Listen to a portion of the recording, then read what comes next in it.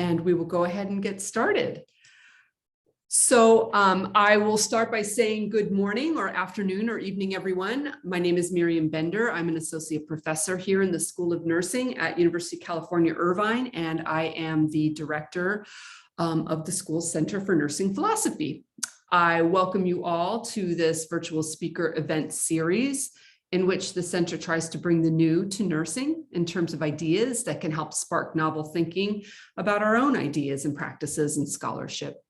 We aim for diversity and perspectives, and we've heard from scholars across multiple disciplines on a wide swath of topics, which we continue today with today's talk, of which it's my pleasure to introduce to you Lilly Campbell, who is an assistant professor of English and the director of Foundations Instruction at Marquette University in Milwaukee, Wisconsin.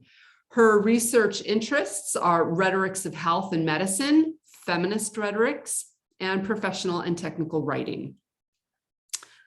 Her recent projects include ethnographic research on how students in the health sciences learn embodied communication strategies, as well as an interdisciplinary National Science Foundation sponsored project on the algorithmic patient care. She's published in Written Communication, Technical Communication Quarterly, The Rhetorics of Health and Medicine, and the Journal of Writing Research. Her talk today will introduce the sociological concept of bodywork, which encompasses physical interaction with patients' bodies, emotional work, and the effects of this physical work on the provider's body. She'll draw on two examples from recent ethnographic research, high-fidelity clinical simulations in a baccalaureate nursing program, and nurses working in a virtual intensive care unit at an academic medical center. And she has been considering questions such as, how does technological mediation of bodily cues change the work of patient care? And in what ways do the gendered and racialized biases associated with body work transform in new technological contexts? So I know I'm incredibly interested to hear what Lilly has to say, and I welcome her to the stage, so to speak. Lilly, hello. Hello, thanks so much, Miriam. Thank you to the UCI Center for having me here. I'm going to go ahead and just share my screen so I can pull up my presentation here. All right, so what I'll be presenting today is in some ways kind of a culmination of things I've been thinking about for a long time. Like Mary mentioned, I'll be going back to dissertation research that I did in clinical simulations up into a recent project that I've been thinking about. So I'm really excited to kind of share with you guys where I am with my thinking. I'm also excited to get feedback and questions to kind of move forward. So the title of the talk is Rhetorical Bodywork in Healthcare, Embodied Communication and Technological Mediation. And my sort of outline for where we'll go today, I want to talk first through theories of bodywork. And this is a framework that's coming out of sociology. So I want to think through some of the different approaches that have come from that field before moving into a definition of rhetorical bodywork, which is sort of my intervention in these theories and frameworks. From there, we'll go back to those research questions that Miriam kind of previewed for us and think through what this looks like in the context of clinical nursing simulations and in a virtual intensive care unit, and then think through some implications from there. So within sociology, Carol Wolkowitz's book is sort of foundational to how people are framing bodywork, theories of bodywork. And so this book came out in 2006, and in it she defines bodywork as paid work that takes the body as its immediate site of labor, involving intimate, messy contact with the frequently supine or naked body, its orifices or products through touch or close proximity. So we can already see why there's lots of relevance to thinking about healthcare here. If we're thinking about the kind of close contact with bodies, that's foundational to so much of healthcare work. And a big part of this too is the kind of intersections between those embodied interactions and economic systems of labor, right? That's one of the main interventions that Wolkowitz is making in theorizing body work in this way. Sociologists have taken theories of bodywork in a number of different directions. So in a kind of summary of the literature in 2007, Gimlin identifies 4 different approaches. The first is coming from her own work, which you can see on the left-hand side there, bodywork, beauty and self-image in American culture. And that's really thinking about work that individuals do on their bodies to sort of fit into societal standards. So she talks about things like a hair salon, a plastic surgery clinic, a fat activist group, and is thinking about the sort of social expectations that shape our bodies through this body work on ourselves.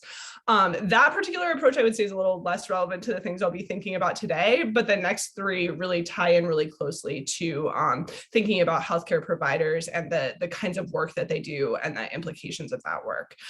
So secondly, Gimlin identifies body work and labor as a second kind of interface. And this is really pointing back to Wolkowitz's research and thinking about how embodied workplace practices are part of these larger kind of economic systems of labor and operate within kind of economic hierarchies as well. So she's really interested in things like the fact that a lot of the people who take on the kind of most bodily tasks, things that really put them in contact with bodies, like being a nursing assistant or a nail technician, are often also women and women of color, and often immigrants, right, that we bring in from other countries. And so there's ways that that body work and the delineations around it are really part of these larger kind of economic systems. And she's pointing to that in her research. There's also an approach that thinks about body work and emotional labor. And so if you're familiar at all with Arlie Hochschild's The Managed Heart book, this is really picking up on that thread and the idea that some people in their workplaces, part of their job is emotional performance, right? And we can think about people like waitresses who are sort of expected to smile when they're in front of someone delivering a meal.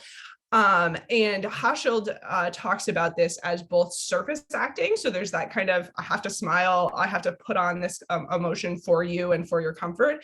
But there's also a form of that that's a deep acting. And I think this is really relevant in healthcare, right? The necessity of kind of finding empathy or connection to a patient, of really digging deeply to perform emotions that are going to enable this patient interaction to happen. And finally, Gimlin talks about body making at work. And this is the way that jobs and employment actually act back on our bodies. So we can think about the stress of a nursing job leading someone to have higher blood pressure, or being on their feet all day, taking a toll on a prior ankle injury, the kind of actual physical implications of work on the body as another way of formulating or thinking about body work. So Fisher summarizes those last 3 really usefully in his research. He describes body work as the labor performed on others' bodies and products from the body, emotional labor, and the effects of work on one's own body, and thinking about all those different dimensions of how labor kind of intersects with embodiment. As I'm talking, you're probably already noticing that a lot of these frameworks really overlap with gender and race in important ways. Bodywork is often devalued within institutional systems, and it's also often frequently gendered and racialized, and those things are closely intertwined, right? The fact that it's devalued is in part tied to the fact that it's often racialized and gendered. And we can think about, I think in healthcare, it's really clear the ways that prestige is often established by limiting physical contact with the body or cordoning the body off into neat parts. And Wolkowitz talks about that in her book. She argues that, quote, the construction of medicine as a professional occupation suitable for middle-class men could only take place if prolonged interaction with the patient's body was limited and hived off, along with the tasks of, quote, mopping up to female nurses. And so she really sees as fundamental this kind of distancing from body work. It's part of how hierarchies get established within hospital systems. And so the higher up you are in the hierarchy, she argues, in some ways, like the less bodily and direct contact with kind of patient bodies you're going to have during your work. So Fisher, whose definition I cited 2 slides back, was actually the way that I found my way into sociological research on bodywork. He has a great article from 2009 that's thinking about male nurses and bodywork. So how do men entering into a feminized profession, right? How do they comport themselves, use their bodies, use their emotions to sort of work with patients who might have expectations that their nurse is going to look different or be someone different. So he interviewed 21 Australian male nurses and asked them to kind of describe the various physical and emotional strategies that they use to negotiate their care, their gender during care. And I'll share with you just a couple of the kinds of examples that come up in Fisher's study, because I think they start us thinking about, what this actually looks like for healthcare providers.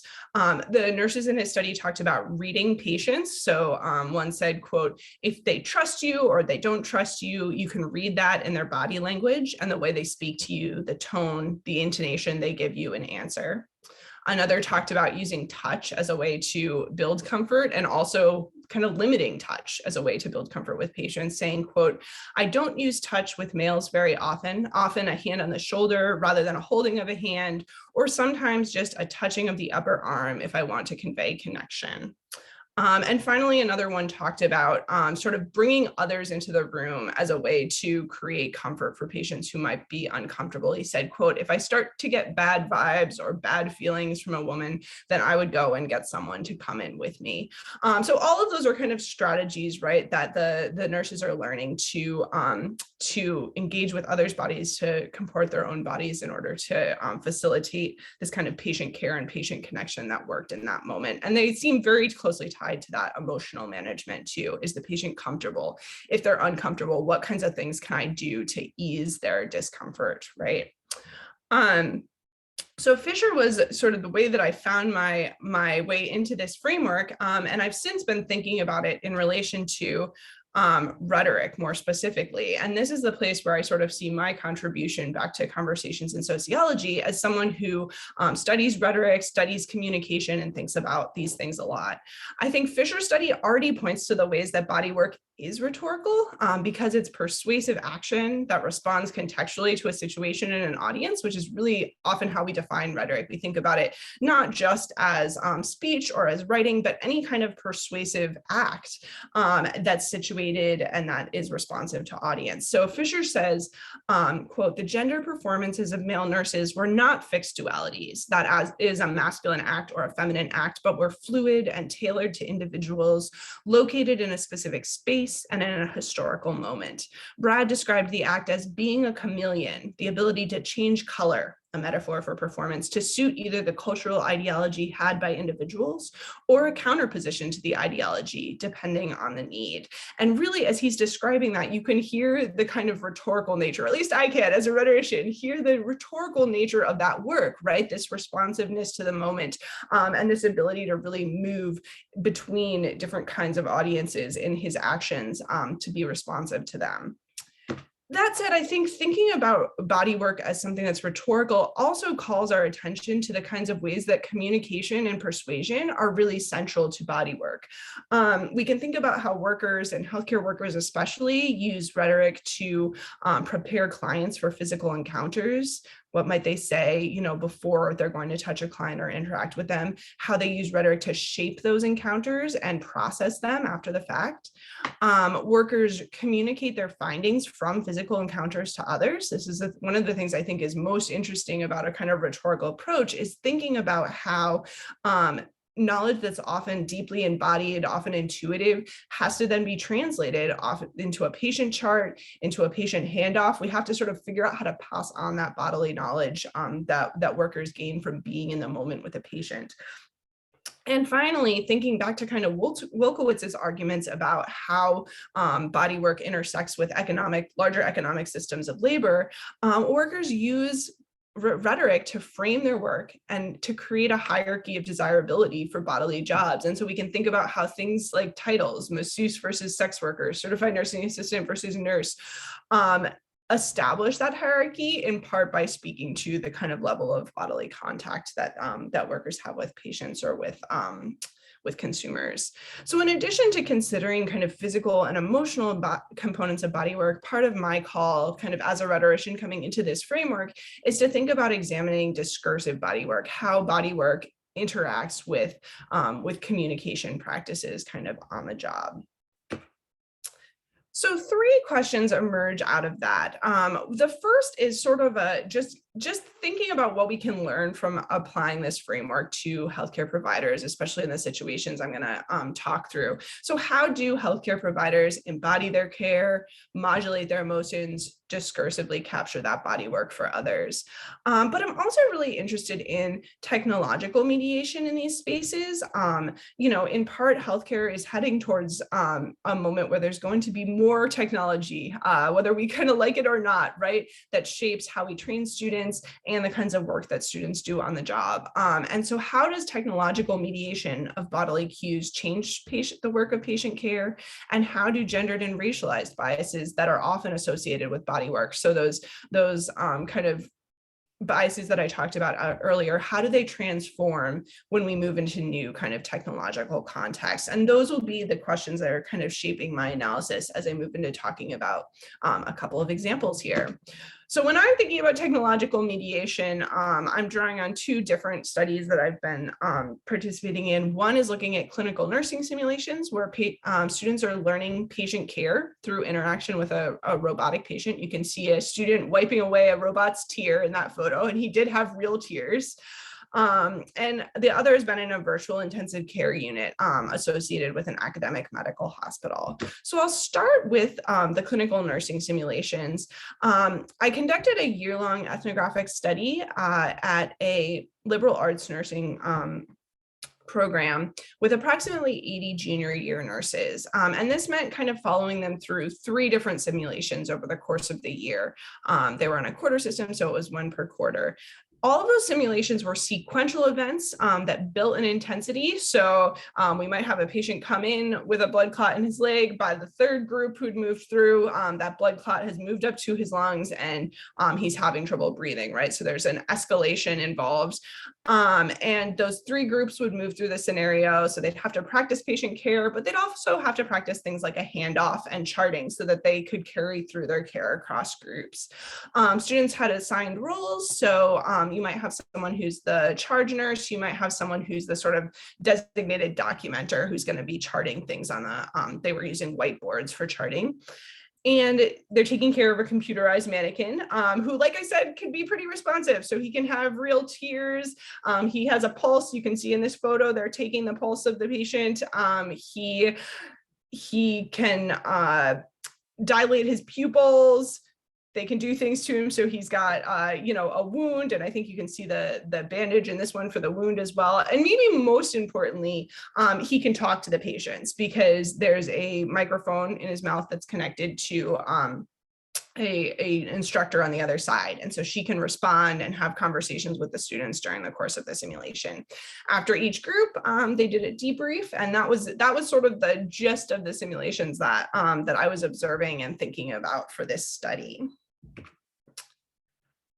So I wanted to share some background on the sort of patient that I'll be talking about a little bit more in this example. This is the part of the information sheet that students would have received prior to this simulation, introducing them to Jason Lee, who, as you can see here, is a 22-year-old male. He's been in a car accident. He was intoxicated during the accident. And he's had surgery on his femurs. So he's now post-operative, and that's where our team of nurses is coming in. I think what's partly really interesting looking at this sheet is thinking about the ways that it's already discursively cueing students towards body work.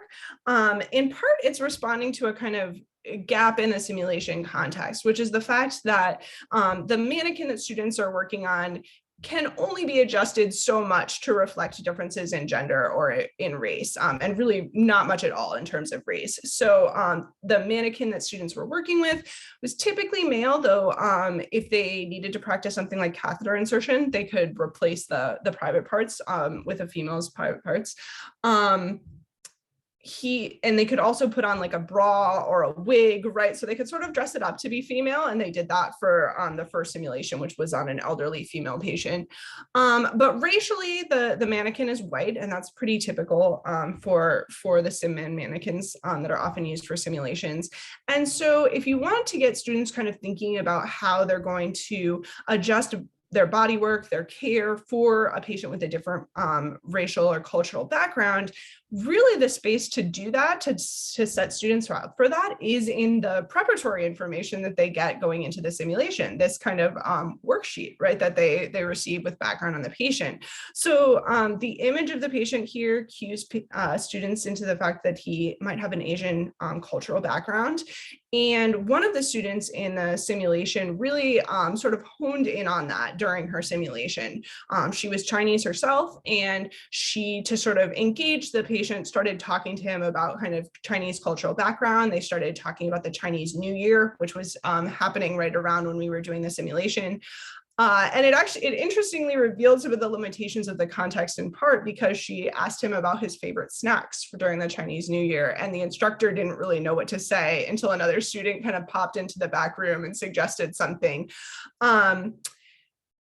It was really interesting to notice how race was something that wasn't as frequently cued in general in the simulation context. So the instructors would often kind of bring up issues related to gender and to age to cue students to think about how to tailor their care for those things. So for example, a male patient might kind of pull aside one of the male nursing students to ask a question about his catheter and say something like, I didn't want to ask the female nurses. Or an elderly patient might suggest that, that she doesn't want like her robe to be removed, right? That she wants to preserve modesty, those kinds of things. But I didn't see a lot of cueing happening around race. And so this was a really interesting moment where the student was picking up on the kind of discursive cueing going into the simulation and using that to shape her care. It got even more interesting as the blood clot, like I mentioned, moved to Jason's lungs. And so he started struggling to breathe and was panicking, because at that point, the student started using that cultural connection that she had sort of established as a way to try to calm Jason down and to keep him emotionally modulated. So I'm going to show a quick clip here. It's okay if you can't hear every word, because I'll pull up a transcript afterwards. But as you're watching, you might keep an eye on the movements that the student's practicing. Part of what she's doing is practicing this physical interaction with the patient, as well as thinking about the ways that she's trying to kind of emotionally modulate for him, right? And help him remain calm in this moment. Yeah. Developing pulmonary embolism. Think about. His respiratory rate now is 21. Imagine that you're Buddha. His heart rate is You're Buddha. Imagine that you're and Buddha. his oxygen level is Imagine, you know how he stayed underneath that tree for 49 days? 131 over 79. Just imagine that. Just channel your inner Buddha. Yes. Okay. Yes. And if you can hear, that last thing that Jason says is, can you hold my hand? So we're getting some prompting from the instructor there too around physical body work, right? Here's something you could do to sort of comfort this patient in this moment. So as promised, here's more of an excerpt of what Alice is saying during this exchange. Jason, in his panic, is saying, what should I do?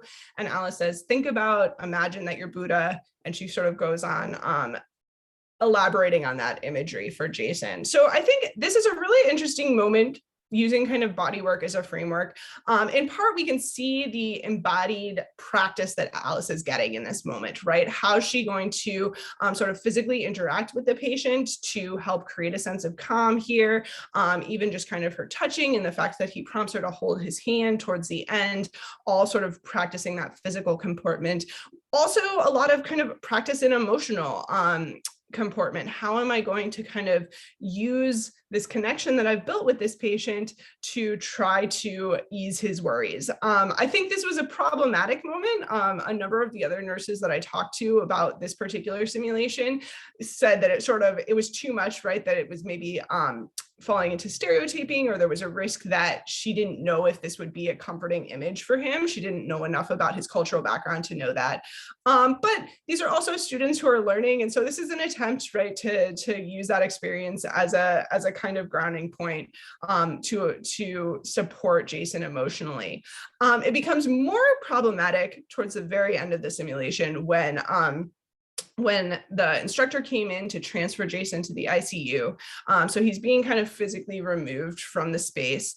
And Alice kind of calls after him, imagine Buddha, but not too hard. Don't go to Buddha. This sort of joke about death, right? And she kind of laughs a little bit. The instructor laughs a little bit.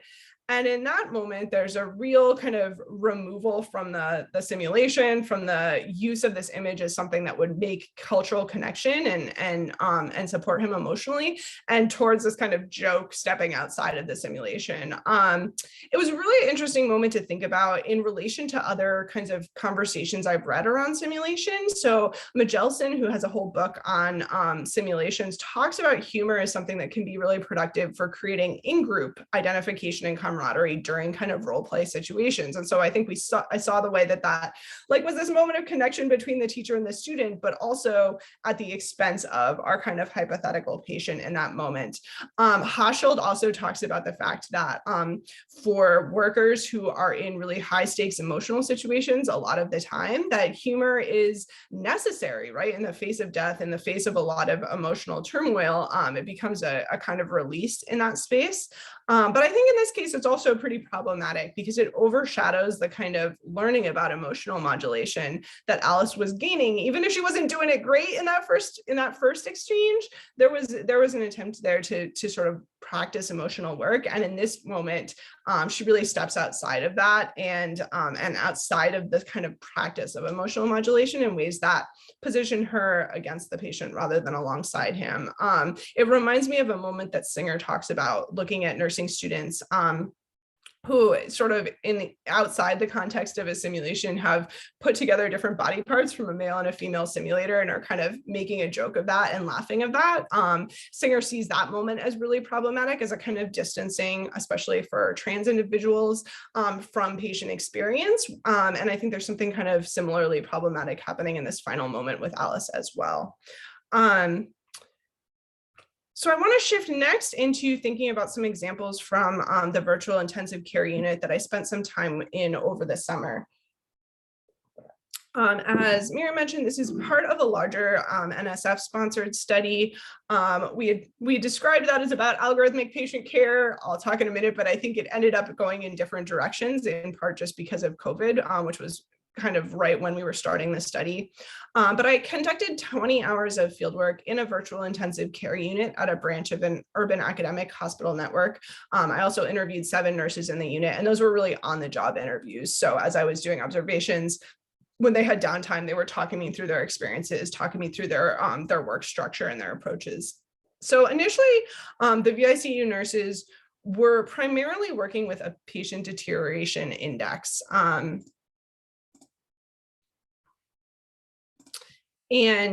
So there was the Rothman index, if you're familiar, and they were receiving alerts from that deterioration index and deciding whether to send those alerts to practitioners or on the floor. By the time that we got there to start doing observations, they had shifted away from that kind of mediating role, and their focus was primarily on ambulatory care of kind of COVID-19 patients. So patients that had been sent home after testing positive for COVID-19 had maybe even been hospitalized and were now being monitored remotely. And so they were taking care of those patients through Get Well Loop, which was a kind of online system for patient tracking. You can see on the right-hand side, and I'll mention this again, but this was part of the form that nurses had to fill out when they would receive an alert from the algorithm, from the patient deterioration index. And as they were deciding whether they were going to send it onto the floor, they had a whole series of questions, right, about whether they were going to send it, and if they did send it, what were the next steps, and whether RNs were going to intervene. And I'll come back to that kind of idea in a minute as well.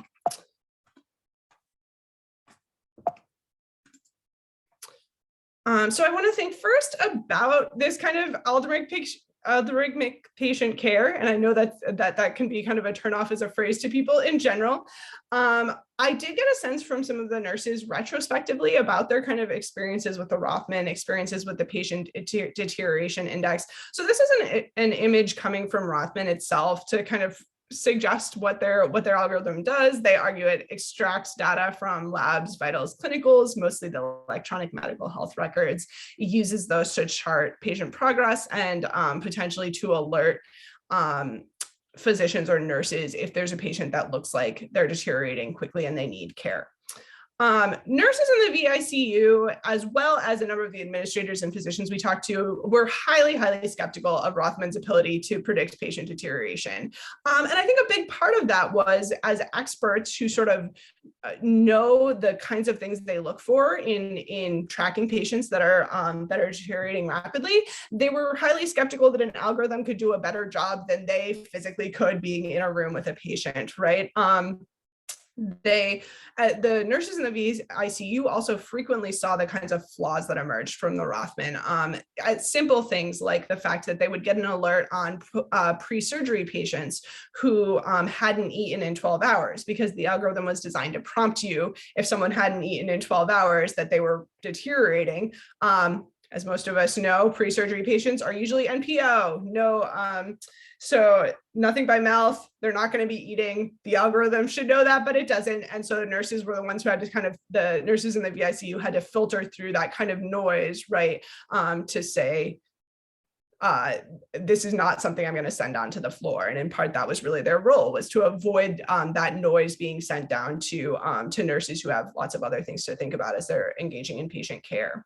Another thing they thought about was just the timing of things, the fact that if a patient is coding and not doing well, if the nurse doesn't have time to chart that information, then there's no way the algorithm can kind of know about it. But if the nurse does have time to chart that information and it goes into the algorithm and then ends up to the VICU nurses, chances are the nurse on the floor is already aware of what's going on, right? She doesn't need a prompt that the patient is in trouble because she's already charting that information and she's on top of it. And so there's also that kind of question around kind of timing and like, what could we possibly know more than someone who's on the floor doing patient care? So again, lots of skepticism around this. One of the things that I did think was most interesting kind of hearing about nurses' experiences with this system was that they made an argument for its kind of relational benefits in building connections between the VICU nurses and the nurses on the floor.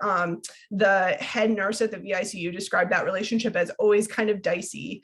And she noted that the Rothman created this almost sort of authentic prompts to be in more contact with nurses on the floor. And especially for newer nurses who really needed that kind of relational support and check-in from more experienced nurses, that was a sort of valuable element. And so I thought it was interesting that it was almost that kind of emotional aspect of the ways that it preserved relationships or created relationships that was the most valuable takeaway, not so much the kind of algorithm trying to predict patient needs. So I want to shift now into what they were actually working on when we were doing observations over the summer, which was in part, like I said, tracking COVID-19 patients. One of the things that they were doing in the VICU was contacting patients about monoclonal antibody therapy. So basically, Epic, their electronic medical record would generate a list of patients who had tested positive for COVID and then qualified for therapy. And it was using, kind of similar to the Rothman, using this algorithm to determine whether somebody would qualify.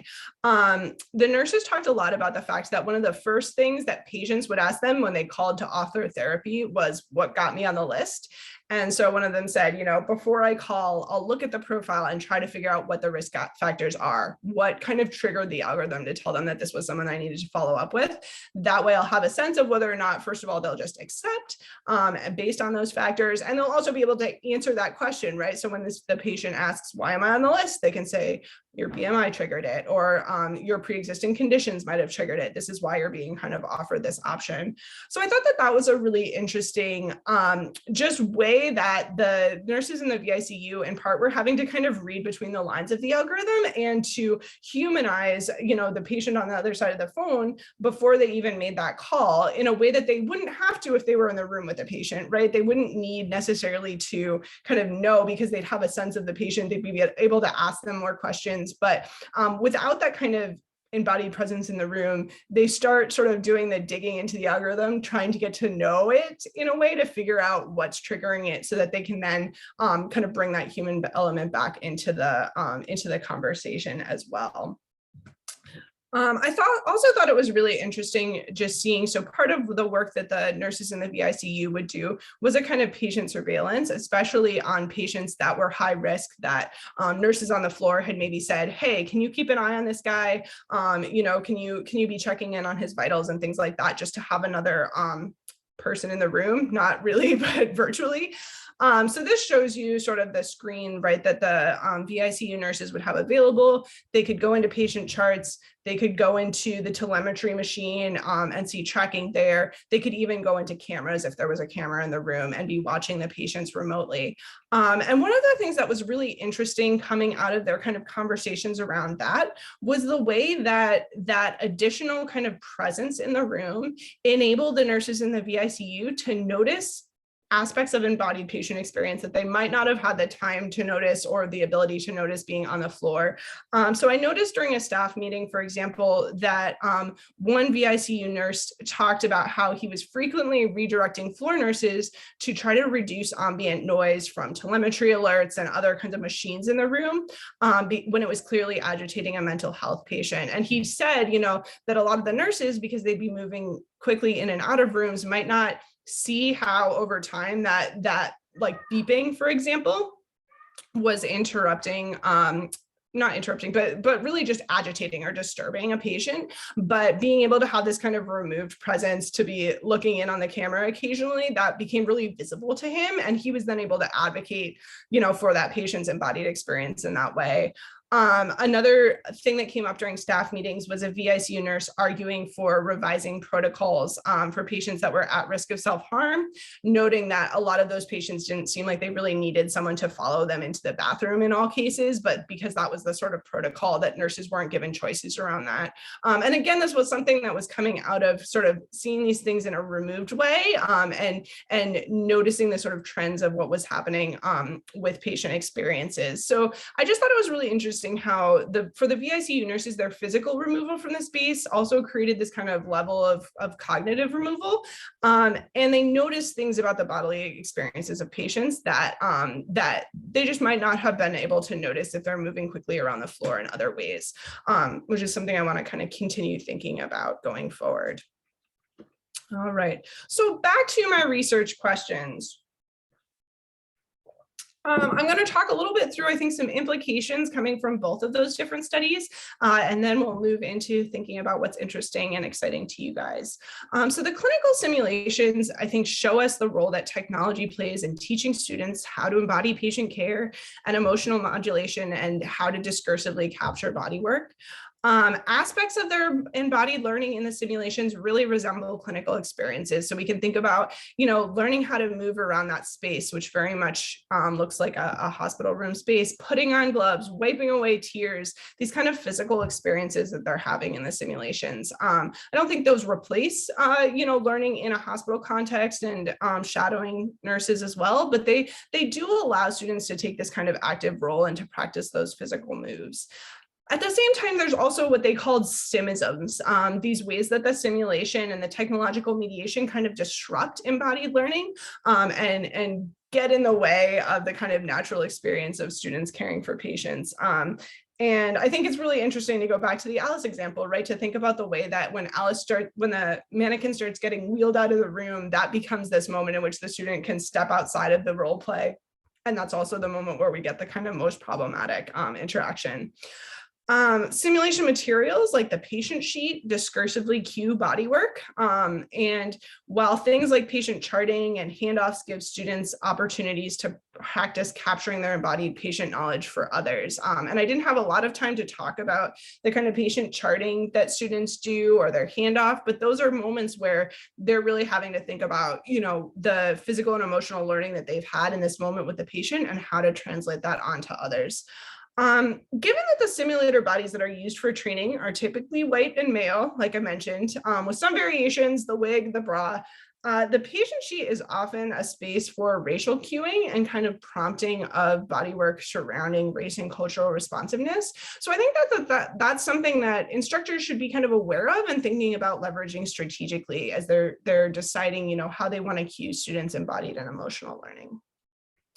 To shift into the VICU context, that's a space where more experienced providers who have a lot of embodied patient knowledge move into situations where they have to mediate between their kind of intuitive gut instincts, the things they might know if they were there with the patient, and this algorithmic patient knowledge that they're getting through various systems, right?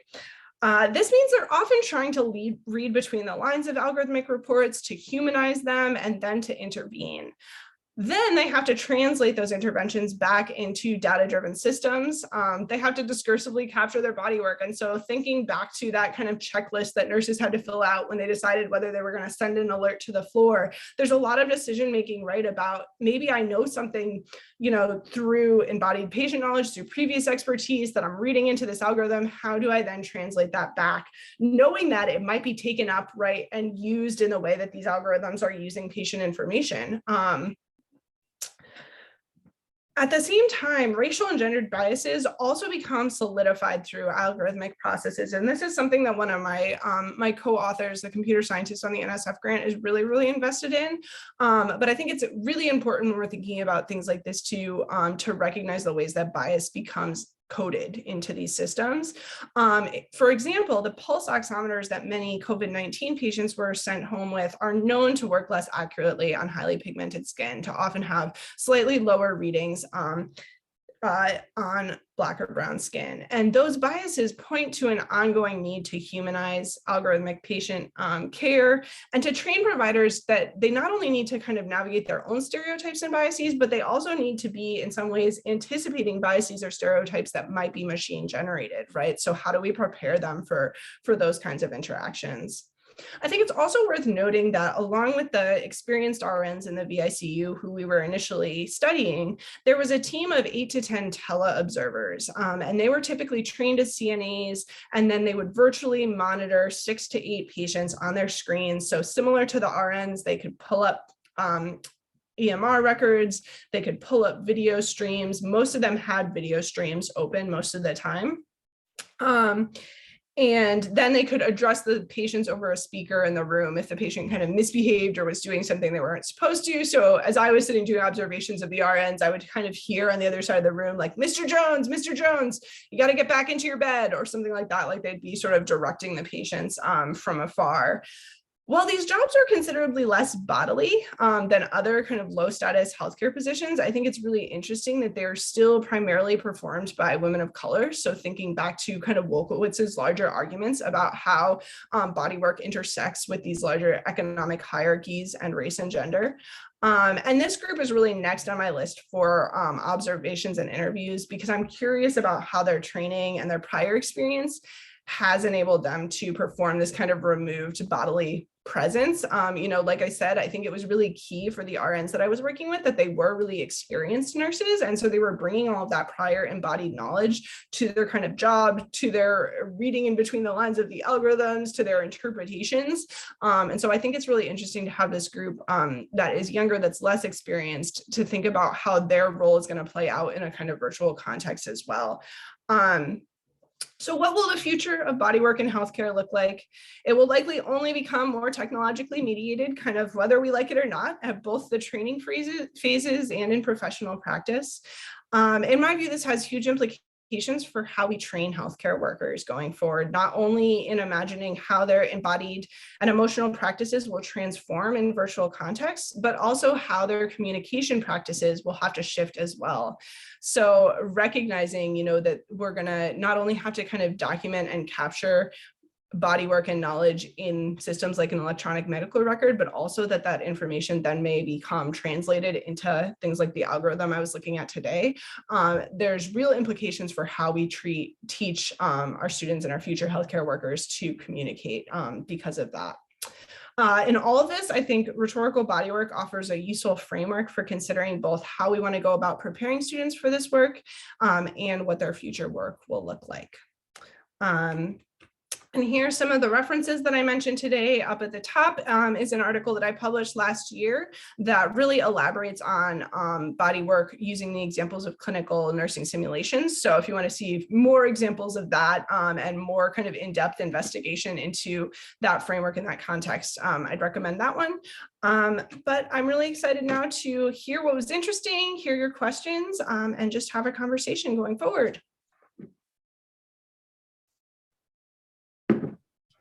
Thank you, Lily. That was fantastic. I'm wondering if you could stop. Yeah, there you go. Stop sharing your screen. I did not mention this at the beginning of our webinar, so I'll just go ahead and say it now. The chat is there for everybody to share their thoughts and feelings and communicate with each other. The Q&A icon, if you could put your questions for Lily in that box so that we can focus on those questions and not the chat. So if you'd put a question in the chat, please go ahead and put it in the Q&A. And we already have a couple, so I'll go ahead and start. Susan Campbell said, interesting context. Alice and Jason with the Buddha image. Question, was the instructor's voice female? How might that have affected the maintenance of fidelity or realism? And might the laughter at the end be related to discomfort with death and intense emotional reaction to escalated symptoms and life-threatening situation in an otherwise young and healthy man? Maybe you can speak to this? Yeah, definitely. So the instructor's voice was female, which I think is an interesting dynamic. I mean, it was interesting to see the ways the instructor that I was working with, this was her full-time job, was she ran simulations for the nursing school. So she was very experienced, and it was really interesting to see the ways that she actually embodied the patient experience, even kind of behind the screen when students couldn't see her.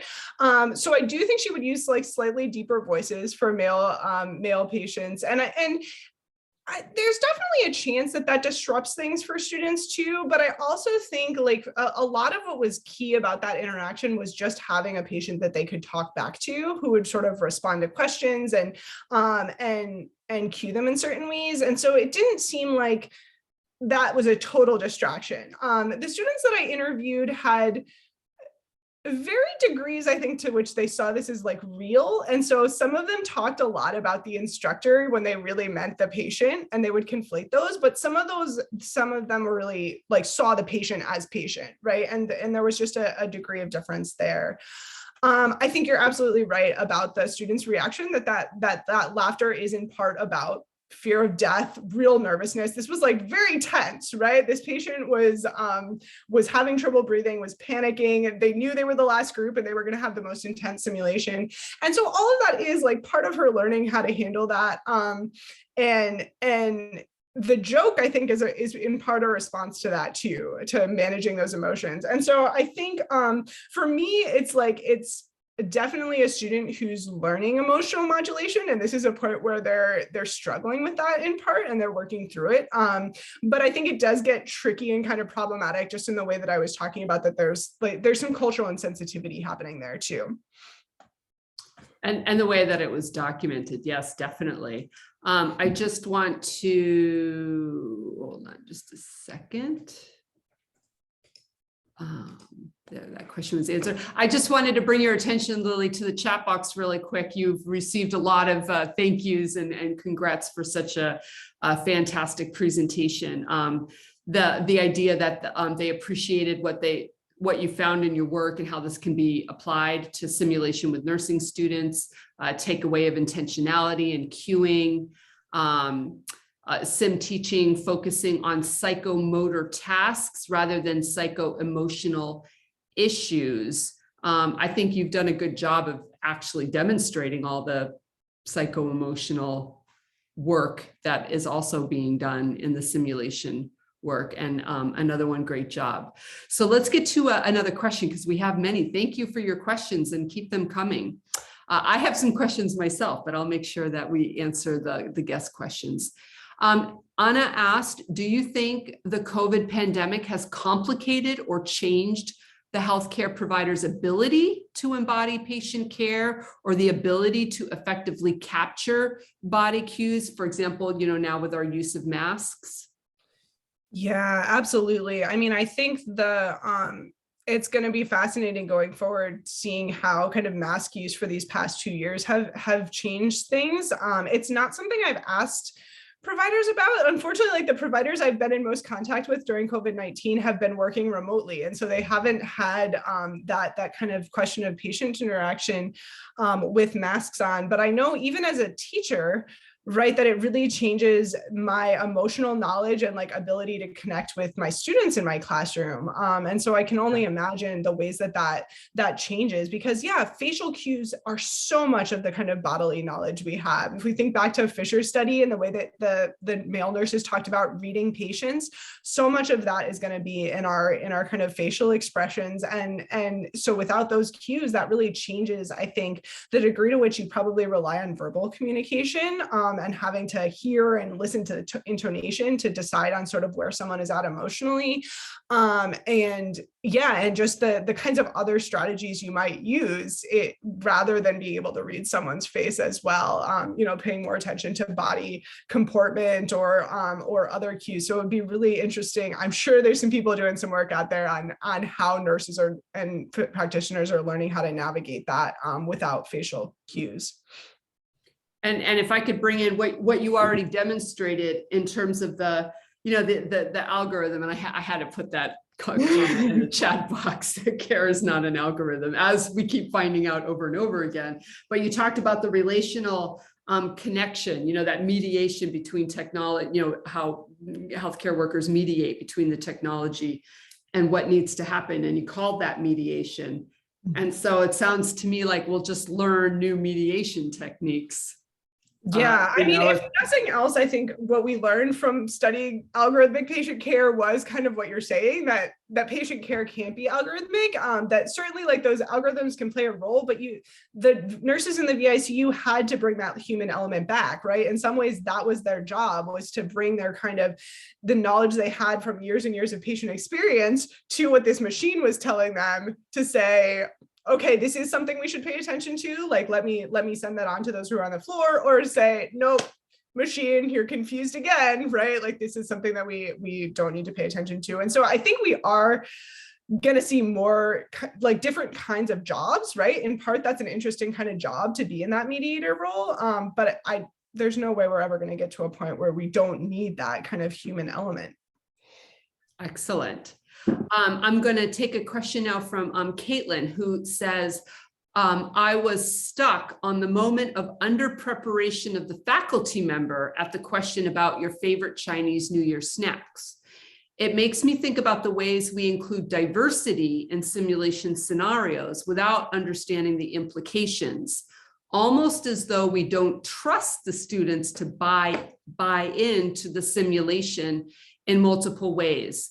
Can you speak to faculty preparation for these kinds of discursive experiences? Yeah, I think that's a great point. I mean, like I said, I think it was really interesting because the instructors seemed really comfortable kind of engaging students around gender and around age kind of perspectives. And so there would be a lot of cueing from that. They really stayed away from kind of racial or cultural cueing for the most part, even though students would receive, these preparatory sheets that indicated kind of racial or cultural backgrounds. And I wonder if part of the fear is the depths of cultural knowledge they don't have access to. I think the other fear there is a kind of stereotyping fear, that we're going to portray a cultural group in a way that could be considered offensive. I think there's a lot of fear often about talking about race in general, right? And the idea then that I might perform a race that I'm not embodying. I think people could read that as sort of problematic. And so I think some of the fear comes from that. It's interesting to me that we're afraid of that, but we're not afraid of embodying gender stereotypes. In some ways, I think that speaks to sort of a different kind of relationship with those different group categories. So I think, yeah, we could think about it as instructor under preparation. This was a really rare moment in some ways. And so it wasn't as though a lot of students were engaging with Jason's Chinese cultural background at all. So I understand in some ways why the instructor wasn't ready for it too. But it does point to, I think it points to something interesting in terms of how culture kind of shows up in these simulations more broadly, exactly as you're suggesting. Well, and couldn't it, I mean, I don't know if the audience has something to say about this, but we need our profession and our academic faculty structure to look like our patients and our communities. And so you bring up this idea of performing race and culture. Why don't we just have all of us doing ourselves and there being enough different ourselves so that it is or organic and rather than performed. So yeah, I think that's a great point. Yeah. And then here, let me go ahead and just put this in the question done. There's a lot of chat that I think is interesting, but let me first at least put the one more question that's formally in the box right now, and then I'll address some of the chat concerns. Susan Campbell again asked, could you say more about the relationship when faculty and student genders might affect education and interaction in the simulation learning environment? So kind of an adding on to the questions that was just asked. Yeah, so like I mentioned, one of the instructors would kind of try to cue students about how differences in gender might impact their embodied care. The way I saw that come through most clearly was with Jason, who had a catheter and who would, if there was a male nurse in the team, he would usually seek out that male nurse and ask him questions about the catheter and sort of make an aside note, right, that like, I didn't want to talk to the female nurses about this. And it was interesting to see how that played out for the students that I was interviewing. So one of the students in my, one of my focal students who I talked through a couple of times throughout the year was male and talked quite a bit about sometimes feeling like he didn't know what he kind of offered uniquely from that perspective, right? He's with a lot of female students, and that moment with Jason where Jason pulled him aside and wanted to talk to him was really important to him. Like reflecting on his kind of future role as a nurse, he was like, this was a moment where I was like, oh, this is something that I uniquely offer, right? This is a moment of connection that wouldn't have been possible without my perspective. But it was also really interesting to see how some of the female nurses responded to that as a kind of like, oh, Jason didn't want to talk to me, right? Or Jason didn't need me in that moment. And so, yeah, I have an article about this actually, which I can point you to, thinking specifically about those kind of gendered lessons in simulation. But I think it's really interesting, both the advantages of kind of building on connection through sameness, but also the risks involved with that. And that kind of came through, especially in the ways that gender played out, I think.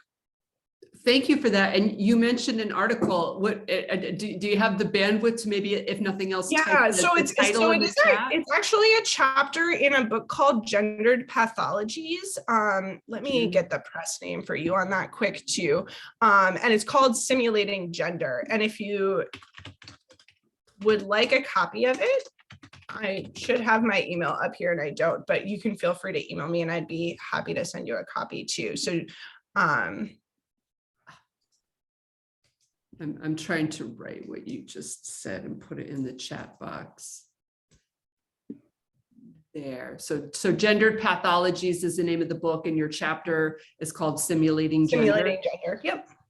Fantastic. And we maybe I can all registrants receive an email with a link to the recording of this event. So participants and registrants know that that's happening. Perhaps I could put your email in that email as well if they wanted to contact you. Yeah, that would be great. Okay, wonderful. Oh, look, and people are very excited about this. That would be great. And thank you for putting the chat. So we've answered this one. Let me do this. I thought that there were some really interesting things in the chat box that I wanted to get to, and then I did have a more philosophical question to ask. But as a nurse, then a psychology trainee, I discovered how great it is to be a nurse who has a lot of license to touch a patient. Quote, I'm going to take your pulse when sensing anxiety in a patient as a nurse, but I can't really do that as a psychologist.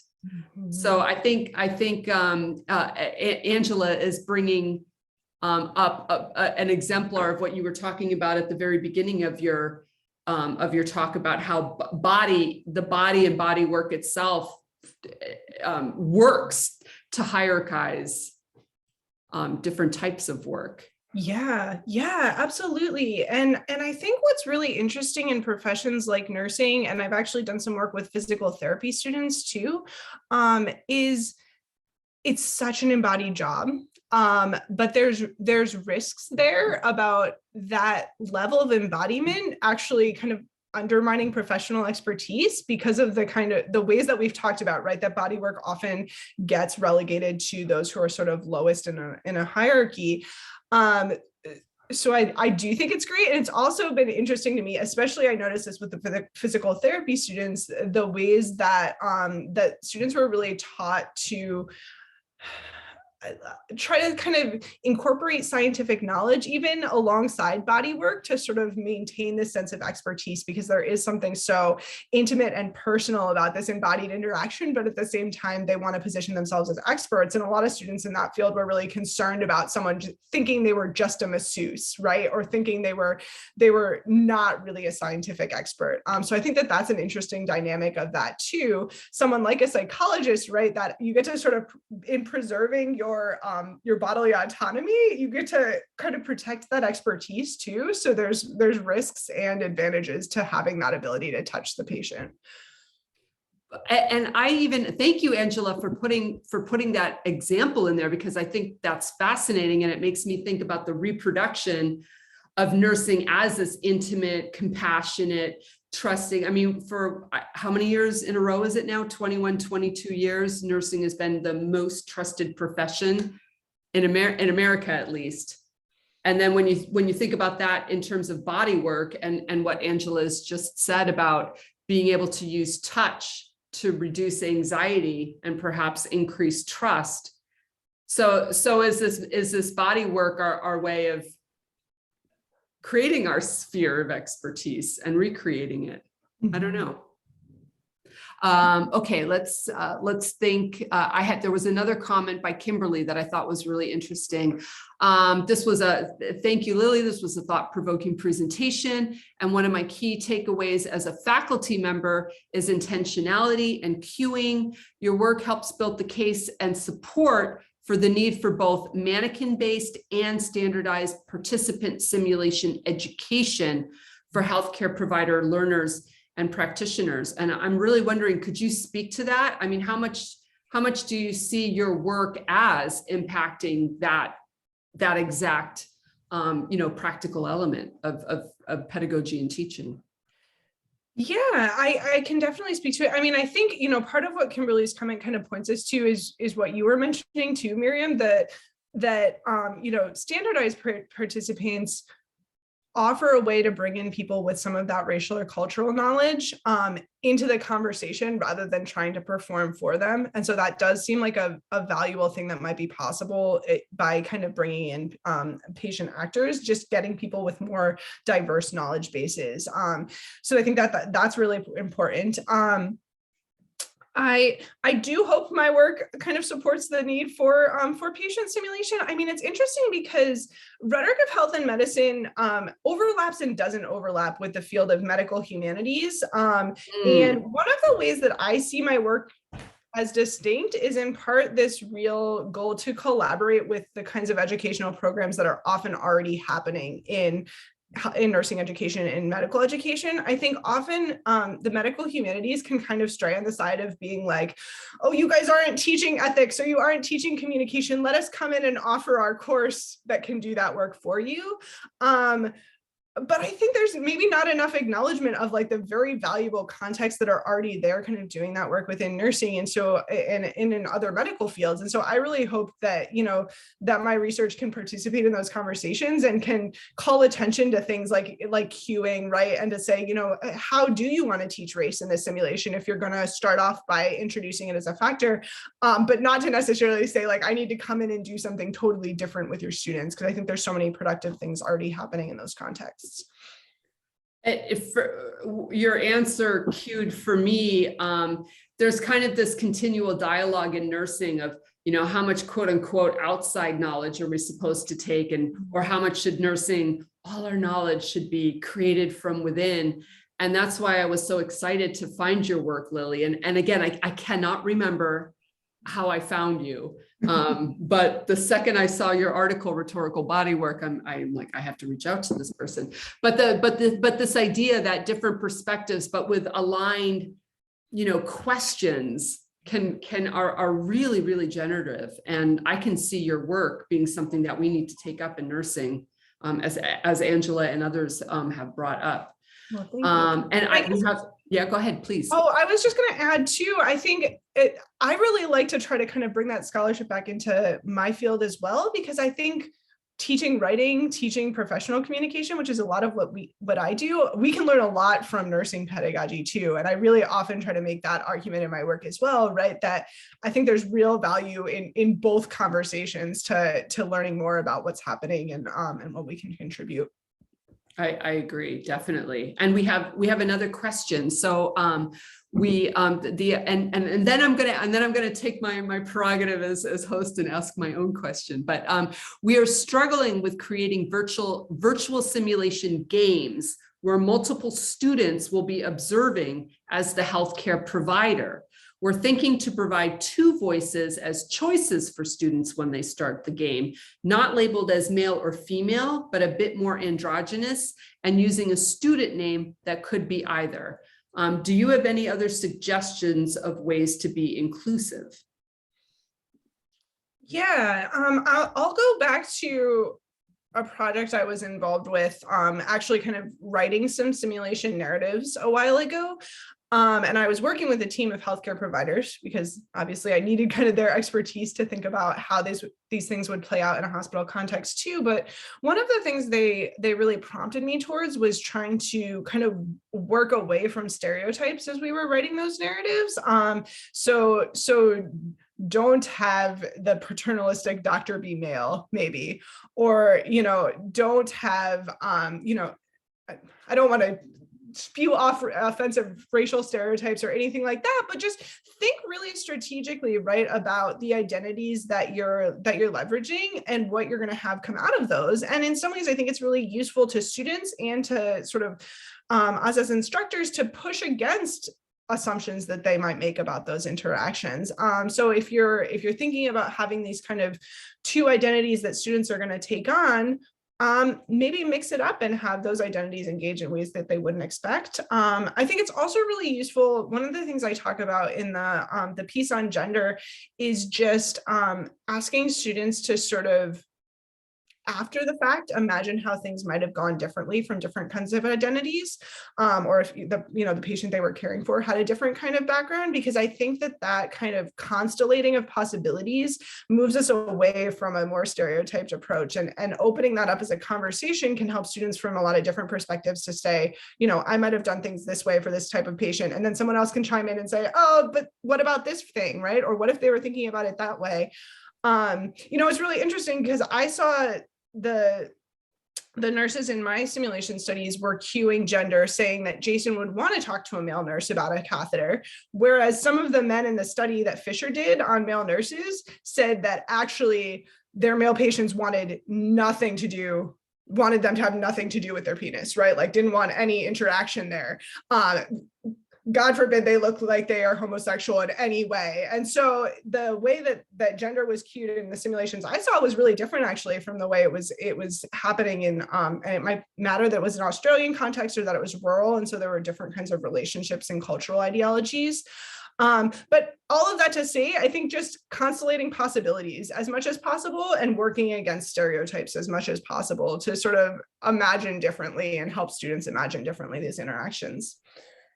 Thank you. Thank you for that response. And I mean, as we, as it's keep coming up in the news, caring for trans patients, and we need, we need to be aware of that and be able to do that work as well. So I'm going to go ahead and say that this question was answered really quick. Excuse me. So since there is not a question in the chat box, I'm going to go ahead and get a little bit philosophical here and ask my question, because I thought what you had did in terms of lining up your theoretical framework was super interesting. This idea of, body work, and then you immediately put in emotional work. And then I kept going, why not rational labor? Why does it immediately just get pinged body work to emotional labor? So, we were reproducing a whole set of assumptions there. The body is the house of emotions, whereas the mind is the house of rationality. And then you brought in the persuasive action. When you brought in the rhetoric, how does rhetoric play out in this? The body work and the emotional label being modalities for persuasive action, which to me is communication. And so if communication could be thought of as reasoning, what you're really kind of working to unpack is almost the reasoning that is going on in this work. In nursing, we have this huge, or at least in my mind, we have this huge dualism. We have the art of nursing and the science of nursing. And while we know that they're both incredibly important and both essential, never the twain can meet. And I'm wondering what you might have to say about your work and these ideas in general being a way to get us past the traditional ideas of epistemic being judgment, where rationality is actually reasoning, which is communication, which is discursive, which can be done bodily as well as through language. I'm just wondering if you have any thoughts on that. Yeah, well, first of all, I'll say that that's super helpful, Miriam. So thank you. Just in thinking about what a rhetorical lens brings to this kind of sociological framework more broadly, that's a really helpful kind of insight for me. And, I'm wary, even as I was writing the article that this is sort of building off of, I'm so wary of treating these things in isolation, of saying let's talk about the embodiment, then let's talk about the emotional. And I think I even say that in that article, right? I don't want to carton off these things and operate as if they're happening separately. It's also hard to kind of define and dig into them without doing that. So that's been a real struggle for me, and even thinking about how I want to write about these things, right? Because I really do want to show the interaction across this. I think that, so there's quite a bit of work in rhetorical studies on embodied communication. And I think that you're right that a big sort of argument behind that work is to stop thinking about embodiment as non-rational or as separate from thought and persuasion. And one of the things that I think are often grappling within that, there's always this question with rhetoric of kind of intentionality, right? Is it rhetoric if you don't do it on purpose? And I think embodied rhetoric really pushes us up against that, because a lot of our embodied practices are intuitive, or they're kind of habitus, like Bridget talks about, that we've done it so many times that we just do it this way now. But that doesn't mean that they're not persuasive either. They still act communicatively. They're still read by other people and interpreted by other people. And so that's an interesting dynamic here too, is just, I think we think about embodiment sometimes as being non-rational because we think that it's intuitive and that it's not, it's just something we're not really thinking about. But if that can still be persuasive action, then that seems like a dangerous way to kind of draw that line too, or a problematic way to draw that line. Thank you for saying what you just did. That speaks exactly to what I was thinking of. I'm doing a deep dive into Perse and semiosis, and a lot of what you spoke to could be, could be illustrative of this idea of mediation and interpretation, and we communicate, we think, i.e., interpret, communicate by the use of signs, and you brought in so many indicators of signs, language. You brought in that mediation with the technology, that beautiful picture of nothing but computer screens.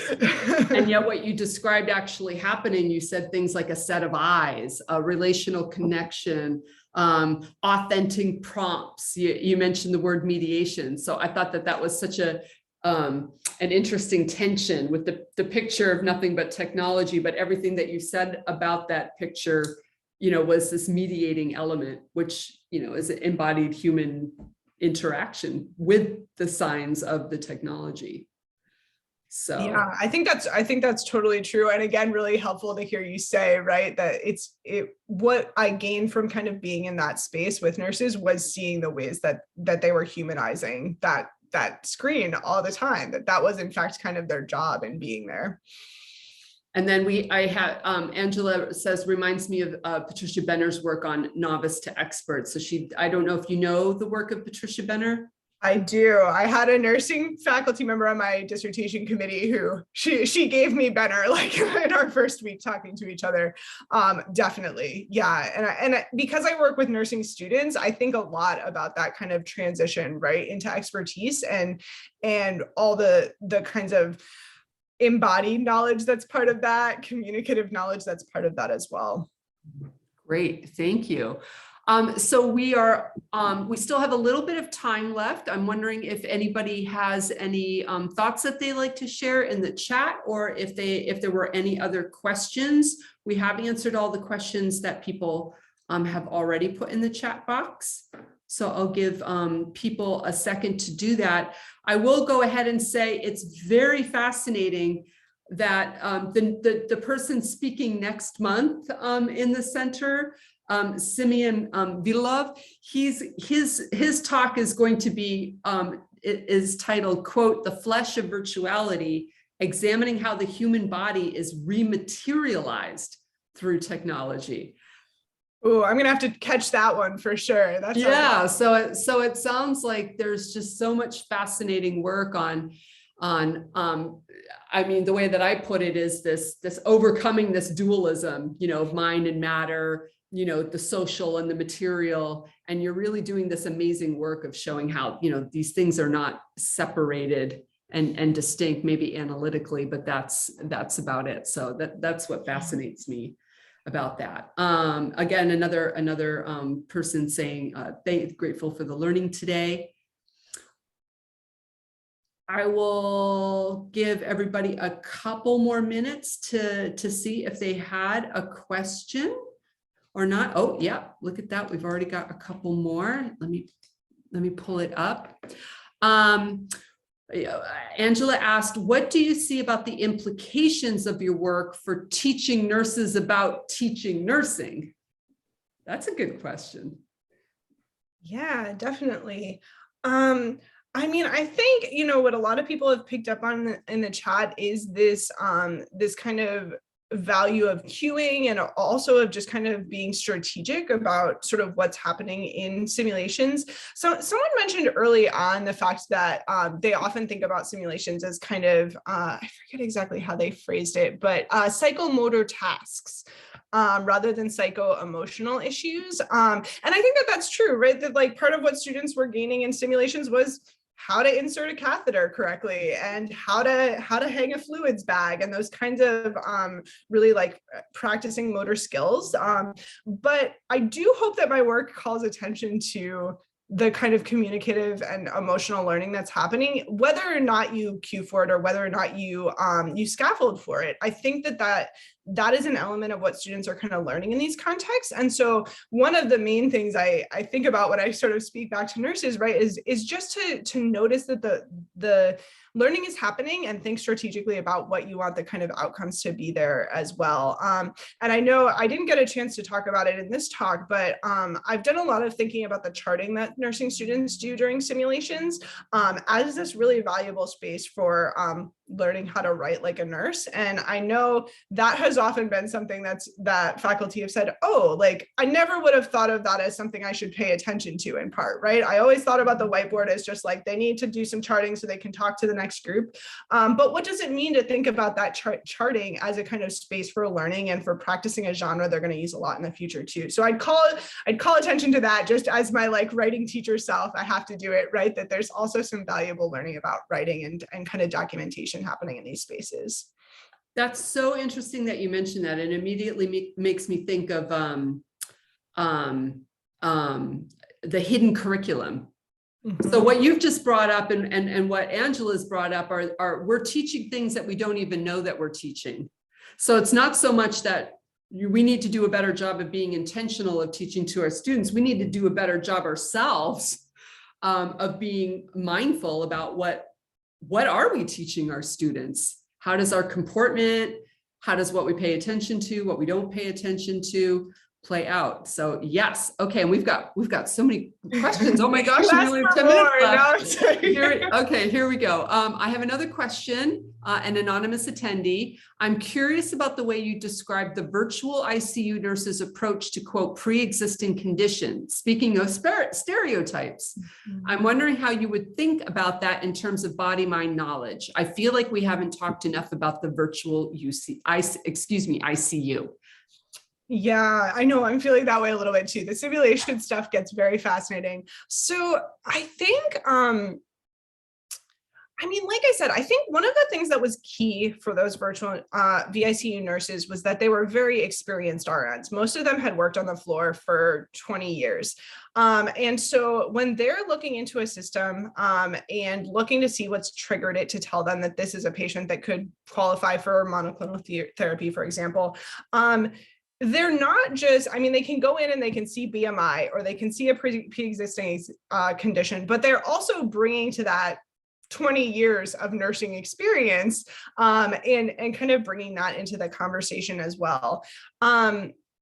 I don't know what that teaches us about stereotyping beyond just that. I do think this gets riskier. Having practitioners interact with algorithms gets riskier the less kind of professional embodied knowledge they have, because then they can't bring that to the interpretation of the algorithm. Then all they've got is the kind of data in front of them. And so it seems important to me that those were experienced nurses. And they also, I got to see them make these phone calls, right? And kind of navigate with patients why they had been identified as possibly qualifying for therapy. And I think so much of those conversations was often just, how are you doing? What's going on today, right? A chance for patients to really sort of like debrief. They had lots of anxieties around having tested COVID positive. And so I didn't see it to devolve into a kind of focus on those pre-existing conditions. But I think as we're thinking about, so the directions I saw the VICU going, and I think where they'll head post-COVID is really more towards this ambulatory patient care and a lot of kind of patient wellness tracking kind of stuff. So I think that they're going to continue to be involved with things like Silver Cloud, which is mental health kind of care through a virtual system. And so I do think your question, I don't know if I have answers, but I think it's really important for that as well, because patients are going to get tracked into those systems because they check a box for pre-existing conditions, right? And their treatment within that system, I think we need to make sure it's still humanized, that they don't end up feeling like that checked box is their kind of identity within the system, because I think that's the real risk of the way that they might be tracked into it. And the whole time you were answering, I was thinking mediation. So I definitely agree with that. Yes. And then there was another question. There's two good questions here. So in terms of emotional learning, has your work taken towards caring for self as part of doing emotional labor? That's important. Yeah, I haven't thought about that as much in my current research. It's probably partly because when you're working with new students, there's so much anticipation and worry about patient care. It's something, honestly, so I teach writing for health and medicine class, and it's something we talk a lot about in that context. Just how are students going to sort of prepare themselves for emotional fatigue, physical fatigue, the kind of burnout in their future careers, because I think it's such an important kind of topic. And I know that in nursing pedagogy, you guys think about this a lot as well. It's certainly something that I think the framework of bodywork really offers too. So especially Arlie Hochschild's work about emotional labor thinks a lot about the physical and emotional ramifications of a job where you're constantly in a state of performance, either deep or surface kind of performance of emotions. Because there are real consequences to that, right? And a need to kind of develop strategies to cope with it too. I don't have a great answer, but yeah. No, could you put that name? You mentioned somebody's work. Yeah, let me. I don't know if I can spell that. Who you mentioned? Yeah, I'll put a link to the book. And this is an older one, but one that comes up a lot when thinking about body work too. And there's a question here about what might be some opportunities for collaborative research in this area. I suggest that anybody, I saw somebody who was doing a PhD, maybe I can be the hub. If people are interested in this, email me, and then I can try and be the hub, because that's what we're trying to do here in the center as well. Really get some good collaborative ideas going. We can take one more question and then we'll be done. And so this last question is from an anonymous attendee. Is the chameleon aspect of bodywork always a positive in helping patients? I can imagine a male nurse who reciprocates the low voice and posture of a typically masculine male patient might get responses that aren't as accurate for things like pain scales, for instance. Very interesting. Yeah, that's so interesting. And I think, I guess I want to distinguish it first to see that I don't think chameleon necessarily, the metaphor kind of points to it, but I don't think it necessarily means mimicking patient behaviors, because part of being the chameleon would be kind of figuring out what that patient might need from you in that interaction. And so even if it is a really kind of reserved masculine patient, someone who is a male nurse and has worked in this for a while might know that he needs to perform something different for that patient, right? That his reservedness might, like you're saying, actually create this kind of block and this inability to move forward. So I do think there are risks there, but also that's the kind of thing that someone through regular embodiments would sort of have a sense of, is who does this patient need me to be? Not necessarily just I'm going to try to be this patient back to them. And again, it's one of those reasons why I think, like, when we're thinking about how to train students for these contexts, in some ways we want to like multiply options and possibilities rather than suggesting that there's always going to be a right way to interact with that really masculine patient, because everybody's so different, right? And the more that students can sort of bring themselves into that moment and have different kinds of approaches at their hands without feeling like I'm always going to act the same way with this kind of a patient, I think the better. So pointing towards contextualized care and pointing towards just multiplying possibilities, that's really hard in a simulation. Like, I know that that's a hard call for instructors, right? But also a good reminder that we want to move students away from a kind of static view of what a particular group needs. That's when I think we really risk falling into stereotyping with patients. Right. So get NSF to stop funding studies called algorithmic care. I'm sorry. I'm on a bandwagon. Just make sure there's a humanist on the study, Miriam. That's all. There you go. Exactly, like you are. So we thank you for being on that study. And we thank you for being here today. This was an incredibly generative talk. We thank you for your work. So many intersections with nursing and healthcare, already calls for collaborative research. I think this has been a very, very fantastic hour and a half. Lots of thank yous in the chat box. Email me if you're more interested. And again, an email will go out with a link to this talk, and I have gotten permission to give her email out as well. So you can call me or call her. Thank you all so much for joining me and for your awesome questions. This was a great conversation. Thank you, and everyone have a wonderful rest of your day. Bye.